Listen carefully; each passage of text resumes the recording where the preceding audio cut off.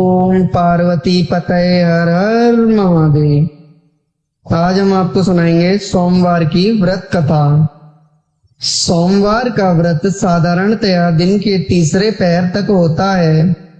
व्रत में फलाहार या पारायण का कोई खास नियम नहीं है, किंतु यह आवश्यक है कि दिन रात में केवल एक समय भोजन करें। सोमवार के व्रत में शिवजी पार्वती का पूजन करना चाहिए। सोमवार के व्रत बड़ी श्रद्धा से करने चाहिए। कथा। एक साहूकार था जिसके घर में धन आदि किसी प्रकार की कोई कमी नहीं थी, परंतु उसके कोई पुत्र नहीं था। वह इसी चिंता में दिन रात दुखी रहता था। वह पुत्र की कामना के लिए प्रति सोमवार को शिवजी का व्रत और पूजन किया करता था तथा सायंकाल को शिव मंदिर में जाकर शिवजी के सामने दीपक जलाया करता था। उसके इस भक्ति भाव को देखकर एक समय श्री पार्वती जी ने शिवजी से कहा कि महाराज, यह साहूकार आपका परम भक्त है और सदैव आपका व्रत और पूजन बड़ी श्रद्धा से करता है। इसकी मनोकामना पूर्ण करनी चाहिए। शिवजी ने कहा, हे पार्वती, यह संसार कर्म क्षेत्र है। किसान खेत में जैसा बीज बोता है वैसा ही फल काटता है। उसी तरह इस संसार में प्राणी जैसा कर्म करते हैं वैसा ही फल भोगते हैं। पार्वती जी ने अत्यंत आग्रह से कहा, महाराज, जब यह आपका परम भक्त है और इसको अगर किसी प्रकार का दुख है तो उसको अवश्य दूर करना चाहिए, क्योंकि आप सदैव अपने भक्तों पर प्रसन्न होते हैं और उनके दुखों को दूर करते हैं। यदि आप ऐसा नहीं करेंगे तो मनुष्य आपकी सेवा तथा व्रत क्यों करेंगे। पार्वती जी का ऐसा वचन सुन शिवजी कहने लगे, हे पार्वती, इसके कोई पुत्र नहीं है। इसी चिंता में यह अति दुखी रहता है। इसके भाग्य में पुत्र न होने पर भी मैं इसको पुत्र की प्राप्ति का वर देता हूँ, परंतु यह पुत्र केवल 12 वर्ष तक जीवित रहेगा। इसके पश्चात वह मृत्यु को प्राप्त हो जाएगा। यह सब बातें वह साहूकार सुन रहा था। इससे उसको न कुछ प्रसन्नता हुई और न ही कुछ कष्ट हुआ। वह पहले जैसे ही शिवजी महाराज का व्रत और पूजन करता रहा। कुछ काल व्यतीत हो जाने पर साहूकार की स्त्री गर्भवती हुई और 10वें महीने में उसके गर्भ से अति सुंदर पुत्र हुआ। साहूकार के घर में बहुत खुशी मनाई गई, परंतु साहूकार ने उसकी केवल 12 वर्ष तक की आयु जान कोई अधिक प्रसन्नता प्रकट नहीं की और न ही किसी को भेद ही बताया। जब वह बालक 11 वर्ष का हो गया तो उस बालक की माता ने उसके पिता से विवाह आदि के लिए कहा। तो वह साहूकार कहने लगा कि मैं अभी इसका विवाह नहीं करूंगा, अपने पुत्र को काशी जी पढ़ने के लिए भेजूंगा। अतः साहूकार ने अपने साले अर्थात बालक के मामा को बुला लिया। उसको बहुत सा धन देकर कहा, तुम इस बालक को काशी जी पढ़ने के लिए ले जाओ और रास्ते में जिस स्थान पर भी जाओ यज्ञ करते और ब्राह्मणों को भोज कराते जाओ। वह दोनों मामा भांजे यज्ञ करते और ब्राह्मणों को भोजन कराते जा रहे थे। रास्ते में एक शहर पड़ा। उस शहर के राजा की कन्या का विवाह था और दूसरे राजा का लड़का जो विवाह कराने के लिए बारात लेकर आया था वह एक आंख से काना था। उसके पिता को इस बात की बड़ी चिंता थी कि कहीं वर को देख कन्या के माता पिता विवाह में किसी प्रकार की अड़चन पैदा न कर दें। इस कारण जब उसने उस सेठ के लड़के को देखा तो मन में विचार किया, क्यों न दरवाजे के समय इस लड़के से वर का काम चलाया जाए। ऐसा विचार कर वर के पिता ने उस लड़के और मामा से बात की तो वे राजी हो गए। फिर उस लड़के को वर के कपड़े पहनाकर घोड़ी पर चढ़ाकर दरवाजे पर ले गए और सब कार्य प्रसन्नता से पूर्ण हो गए। फिर वर के पिता ने सोचा कि यदि विवाह कार्य भी इसी लड़के से करा लिया जाए तो क्या बुराई है। ऐसा विचार कर लड़के और उसके मामा से कहा, यदि आप फेरों और कन्यादान के काम को भी करा दें तो आपकी बड़ी कृपा होगी, हम उसके बदले में बहुत कुछ धन दे देंगे। तो उन्होंने यह भी स्वीकार कर लिया और विवाह कार्य भी बहुत अच्छी तरह से हो गया। परंतु जिस समय लड़का जाने लगा तो उसने राजकुमारी की चुनरी के पल्ले पर लिख दिया कि तेरा विवाह तो मेरे साथ हुआ है, परंतु जिस राजकुमार के साथ तुमको भेजेंगे वह एक आंख से काना है और मैं काशी जी पढ़ने जा रहा हूँ। लड़के के जाने के पश्चात उस राजकुमारी ने जब चुनरी पर ऐसा लिखा हुआ पाया तो उसने काने राजकुमार के साथ जाने से मना कर दिया और कहा कि यह मेरा पति नहीं है, मेरा विवाह इसके साथ नहीं हुआ। जिसके साथ मेरा विवाह हुआ है वह तो काशी जी पढ़ने गया है। राजकुमारी के माता पिता ने अपनी कन्या को विदा नहीं किया और बारात वापस चली गई। उधर सेठ का लड़का और उसका मामा काशी जी पहुंच गए। वहां जाकर उन्होंने यज्ञ करना और लड़के ने पढ़ना शुरू कर दिया। जब लड़के की आयु 12 वर्ष की हो गई, उस दिन उन्होंने यज्ञ रच रखा था। तब लड़के ने अपने मामा जी से कहा, मामा जी आज मेरी तबीयत कुछ ठीक नहीं है। मामा ने कहा, अंदर जाकर सो जाओ। लड़का अंदर जाकर सो गया और थोड़ी देर में उसके प्राण निकल गए। जब उसके मामा ने अंदर जाकर देखा कि वह तो मृत पड़ा है तो उसको बड़ा दुख हुआ और उसने सोचा कि मैं अभी रोना पीटना मचा दूंगा तो यज्ञ का कार्य अधूरा रह जाएगा। अतः उसने जल्दी से यज्ञ समाप्त कर ब्राह्मणों के जाने के बाद रोना पीटना आरंभ कर दिया। संयोगवश उसी समय शिव पार्वती जी उधर से जा रहे थे। जब उन्होंने जोर जोर से रोने पीटने की आवाज सुनी तो पार्वती माता कहने लगी, महाराज कोई दुखिया रो रहा है, इसके कष्ट दूर कीजिए। जब शिव पार्वती माता ने पास जाकर देखा तो वहां एक लड़का मृत पड़ा था। पार्वती माता कहने लगी, महाराज यह तो उसी सेठ का लड़का है जो आपको वरदान से हुआ था।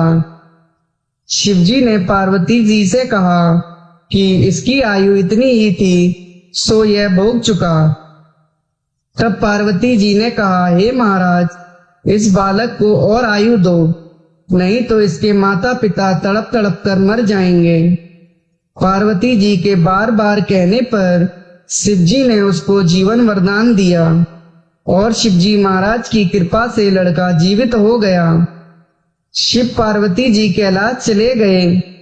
शिक्षा पूर्ण होने पर वह लड़का और मामा उसी प्रकार यज्ञ करते तथा ब्राह्मणों को भोजन कराते हुए अपने घर की ओर चल पड़े।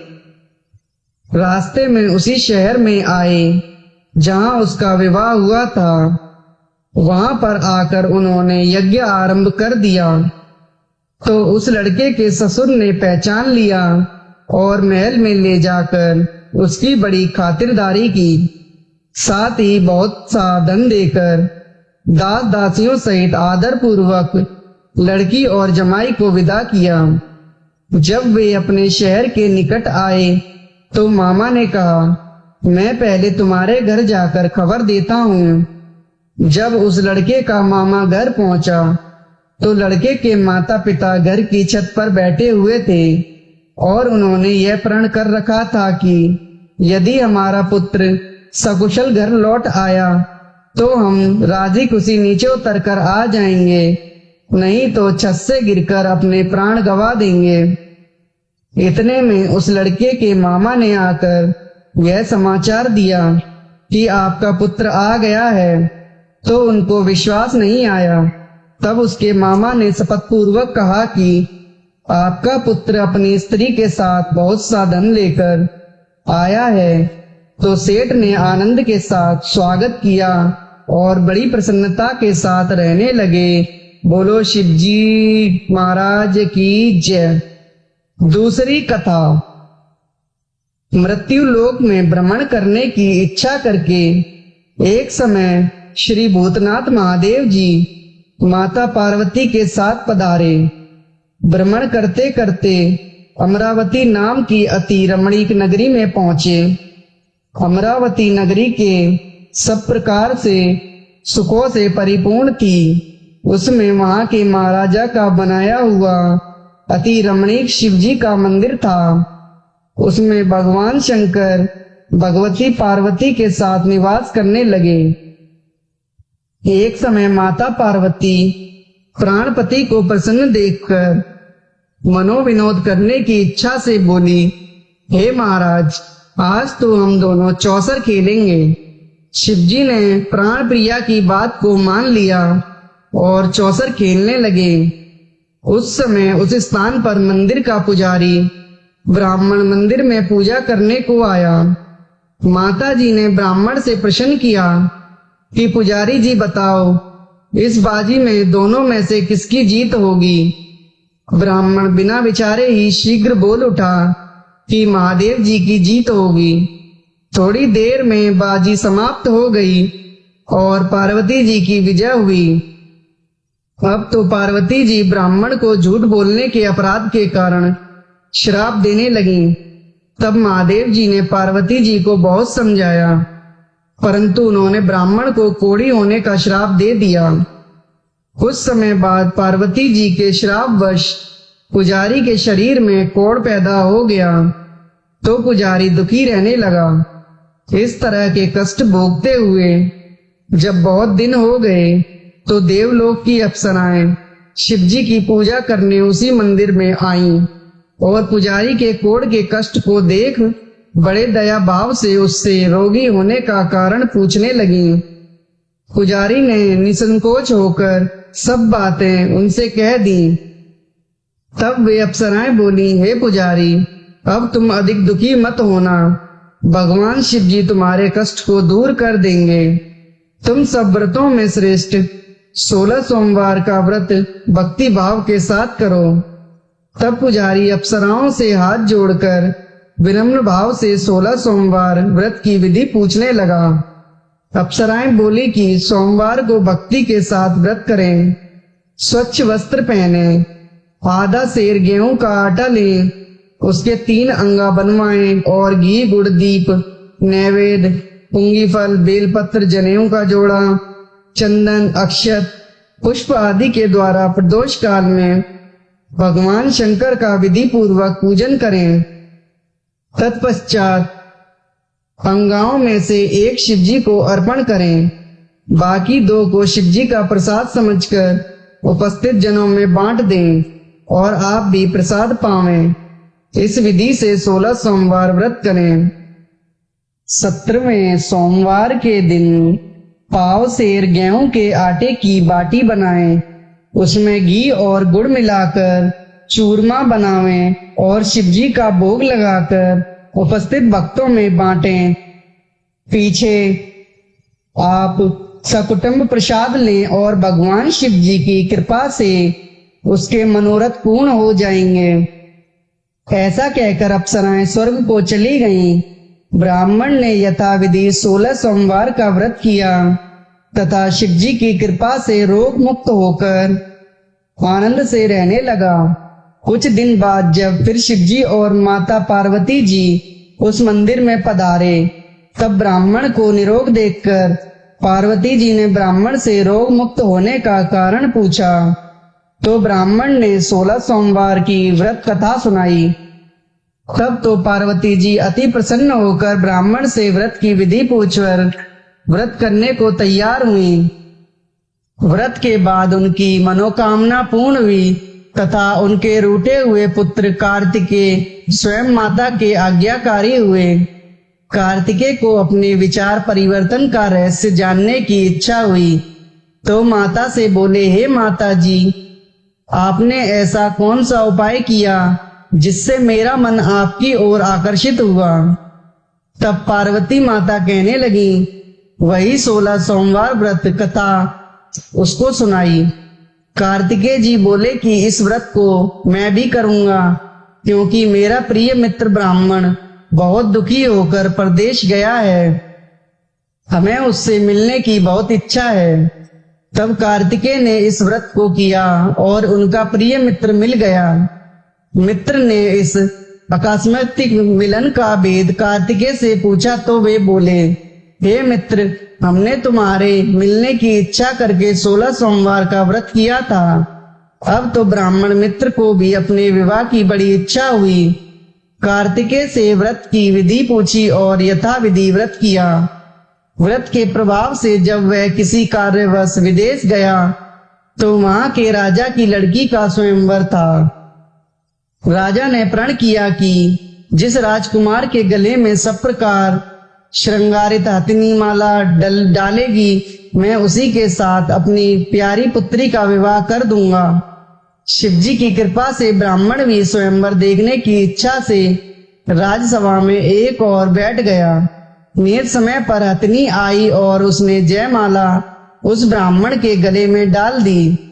राजा की प्रतिज्ञा के अनुसार बड़ी धूमधाम से कन्या का विवाह उस ब्राह्मण के साथ कर दिया और ब्राह्मण को बहुत सा धन देकर और सम्मान देकर संतुष्ट किया। ब्राह्मण सुंदर राजकुमार राजकन्या पाकर सुख से जीवन व्यतीत करने लगा। एक दिन राजकन्या ने अपने पति से प्रश्न किया, हे प्राणनाथ, आपने ऐसा कौन सा भारी पुण्य किया जिसके प्रभाव से हथिनी ने सब राजकुमारों को छोड़कर आपको वरण किया। ब्राह्मण बोला, हे प्राण प्रिय, मैंने अपने मित्र कार्तिकेय के कथा अनुसार 16 सोमवार का व्रत किया था, जिसके प्रभाव से मुझे तुम जैसी रूपवान पत्नी की प्राप्ति हुई। व्रत की महिमा सुनकर राजकन्या को बड़ा आश्चर्य हुआ और वह भी पुत्र की कामना करके व्रत करने लगी।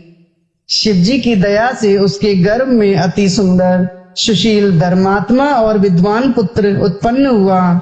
माता पिता दोनों उस देव पुत्र को पाकर अति प्रसन्न हुए और उसका लालन पालन भली प्रकार से करने लगे। जब पुत्र समझदार हुआ तो एक दिन उसने अपनी माता से प्रश्न किया कि माँ, तूने कौन सा व्रत किया है जो मेरे जैसा पुत्र तेरे गर्भ से उत्पन्न हुआ। माता ने पुत्र का प्रबल मनोरथ जानने के अपने किए हुए 16 सोमवार का व्रत को विधि के सहित पुत्र के सम्मुख प्रकट किया। पुत्र ने सब तरह के मनोरथों का पूर्ण करने वाला यह व्रत सुना तो वह भी इस व्रत को राज्याधिकार पाने की इच्छा से हर सोमवार को यथाविधि व्रत करने लगा। उसी समय एक देश के वृद्ध राजा के दूतों ने आकर उसकी राजकन्या के लिए उसे वरण किया। राजा ने अपनी पुत्री का विवाह ऐसे सर्वगुण संपन्न ब्राह्मण युवक के साथ करके बड़ा सुख प्राप्त किया। वृद्ध राजा के दिवंगत हो जाने पर ही यही ब्राह्मण बालक गद्दी पर बिठाया गया, क्योंकि दिवंगत राजा के कोई पुत्र नहीं था। राज्य का अधिकारी होकर भी वह ब्राह्मण पुत्र अपने 16 सोमवार व्रत को करता रहा। जब 17वां सोमवार आया तो विप्र पुत्र ने अपनी प्रियतमा से सब पूजन सामग्री लेकर शिवालय में चलने के लिए कहा, परंतु राजकन्या ने उसकी आज्ञा की परवाह नहीं की। दास दासियों द्वारा सब सामग्रियां शिवालय भिजवा दी और आप नहीं आई।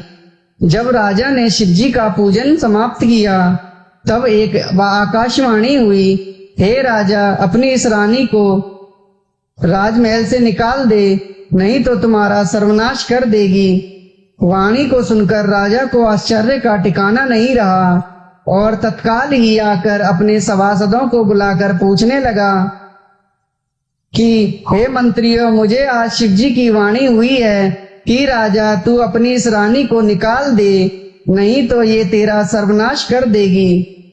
मंत्री आदि सब बड़े विस्मय और दुख में डूब गए, क्योंकि जिस कन्या के कारण राज मिला है, राजा उसी को निकालने का जाल रचता है, यह कैसे हो सकेगा। अंत में राजा ने उसे अपने यहाँ से निकाल दिया। रानी दुखी हो भाग्य को कोसती हुई नगर से बाहर हुई। फटे वस्त्र पहने भूख से दुखी धीरे धीरे चलकर एक नगर में पहुंची। वहां एक बुढ़िया सूत काट कर बेचने जाती थी। रानी की करुण दशा देख बोली, चल तू मेरा सूत बिकवा दे, मैं वृद्ध भाव हूँ, मैं भाव नहीं जानती। ऐसी बात बुढ़िया की सुन रानी ने बुढ़िया के सिर से सूत की गतरी उठाकर अपने सिर पर रखी। थोड़ी देर बाद आंधी आई कि बुढ़िया का सूत सर से उड़ गया। बेचारी बुढ़िया पछताती रह गई और रानी को अपने साथ से दूर रहने को कह दिया। अब रानी एक तेली के घर गई तो तेली के सब मटके शिवजी के प्रकोप से चटक गए। ऐसी दशा देख तेली ने रानी को अपने घर से निकाल दिया। इस प्रकार रानी अत्यंत दुख पाती हुई सरिता के तट पर गई तो उस सरिता का समस्त जल सूख गया। तत्पश्चात रानी एक वन में गई। वहां एक सरोवर में सीढ़ी से उतर पानी पीने को गई। उसके हाथ से जल स्पर्श होते ही सरोवर का नील कमल जैसा जल गंदा हो गया। रानी ने भाग्य पर दोषारोपण करते हुए उस जल को पान करके पेड़ की शीतल छाया में विश्राम करना चाहा। वह रानी जिस पेड़ के नीचे जाती उस पेड़ के पत्ते तत्काल ही गिर जाते। वन सरोवर जल की ऐसी दशा देखकर गऊ चराते ग्वाले ने अपने गुरुजी से, जो उस जंगल में स्थित मंदिर में पुजारी थे, ग्वाले रानी को गुंसाई के पास ले गए। रानी की मुख कांति और शरीर की शोभा देख गुंसाई जान गई कि वह अवश्य ही कोई विधि की गति की मारी कुलीन अबला है। ऐसा सोच पुजारी जी ने रानी से कहा कि पुत्री, मैं तुमको पुत्री समान रखूंगा, तुम मेरे आश्रम में ही रहो, मैं तुमको किसी प्रकार का कष्ट नहीं होने दूंगा। गोसाई जी के ऐसे वचन सुन रानी को धीरज हुआ और आश्रम में रहने लगी। परंतु आश्रम में रानी जो भोजन बनाती, जल भर के लाती, उसमें कीड़े पड़ जाते। अब तो गोसाई जी भी दुखी हुए और रानी से बोले कि हे बेटी, तेरे पर कौन से देवता का कोप है जिससे तेरी ऐसी दशा है। गोसाई की बात सुन रानी ने शिवजी की पूजा करने को न जाने की कथा सुनाई। तो गोसाई शिवजी महाराज की अनेक प्रकार से स्तुति करते हुए रानी के प्रति बोले कि पुत्री, तुम सब मनोरथों से पूर्ण करने वाले 16 सोमवार का व्रत करो, व्रत के प्रभाव से कष्ट से मुक्त हो सकोगी। गोसाई जी की बात सुनकर रानी ने 16 सोमवार का व्रत किया और 17वें सोमवार के पूजन के प्रभाव से राजा के हृदय में विचार उत्पन्न हुआ कि रानी को गए हुए बहुत समय व्यतीत हो गया, न जाने कहां कहां भटकती होगी, उसे ढूंढना चाहिए। यह सोच रानी को तलाश करने चारों दिशाओं में दूत भेजे। वे तलाश करते हुए गोसाई के आश्रम में रानी को पाकर गोसाई से रानी को मांगने लगे, परंतु गोसाई ने उनसे मना कर दिया। तो दूत चुपचाप लौट गए और आकर महाराज के सम्मुख रानी का पता बतलाने लगे। रानी का पता पाकर राजा स्वयं गोसाई के आश्रम में गए और गोसाई से प्रार्थना करने लगे कि महाराज, जो देवी आपके आश्रम में रहती है वह मेरी पत्नी है। शिवजी के कोप से मैंने इसको त्याग दिया था। अब इस पर से शिव का प्रकोप शांत हुआ गया है, इसलिए मैं इसे लिवाने आया हूँ। आप इसे मेरे साथ चलने की आज्ञा दे दीजिए। गोसाई जी ने राजा के वचन को सत्य समझकर रानी को राजा के साथ जाने की आज्ञा दे दी। गोसाई की आज्ञा पाकर रानी प्रसन्न होकर राजा के महल में आई। घर घर में मंगल गान होने लगे।